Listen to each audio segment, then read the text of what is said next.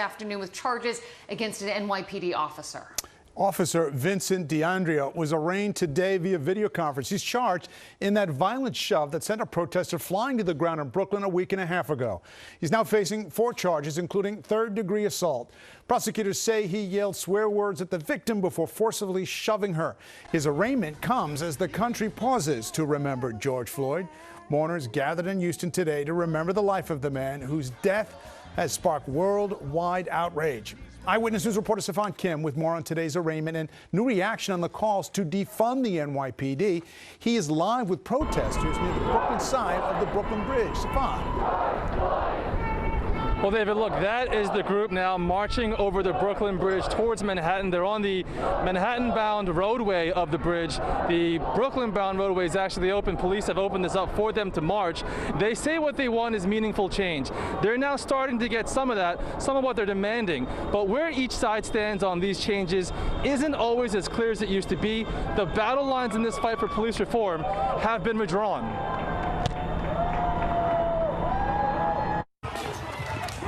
The NYPD officer caught on camera shoving a woman to the ground during a protest in Brooklyn, allegedly knocking her phone out of her hand and giving her a concussion and seizure, charged with misdemeanor assault. Officer Vincent D'Andraia, virtually arraigned in criminal court. He had been already suspended without pay. PBA President Pat Lynch says the officer isn't getting due process. I don't like what I saw.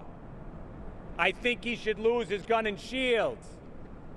But then we're going to have an investigation. They got it backwards. The incident, among 2 others involving police in Brooklyn, being investigated. The DA probing a cop for pulling down a man's face mask and then spraying the man in the face with pepper spray. That officer has been suspended without pay. And a 3rd officer facing discipline for striking a protester by opening the door of an unmarked police vehicle as it drove by. That officer on modified duty. I have made mistakes. The city council speaker, meanwhile, kicking off a hearing by admitting he should have reinvested money for police into communities. We can begin by getting police out of our schools, out of homeless services, out of mental health. Police should not be the frontline first responders to every problem in New York City.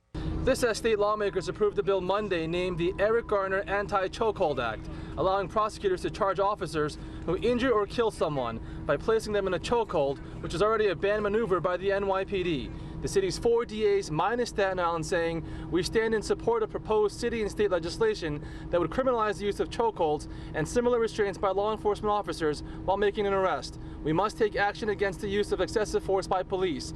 The Staten Island DA says he too supports, but asking for an exception where an officer may offer a justification of defense, such as necessary force to protect their lives. NYPD First Deputy Commissioner Ben Tucker testifying that the department can support the bill with minor changes. The legislation does not require that an officer intentionally use a chokehold. Rather, it criminalizes incidental, unintentional conduct. So the First Deputy Commissioner wants the bill to target intentional chokeholds only. Meanwhile, up in Albany, a bill requiring the release of disciplinary records of cops is expected to pass today.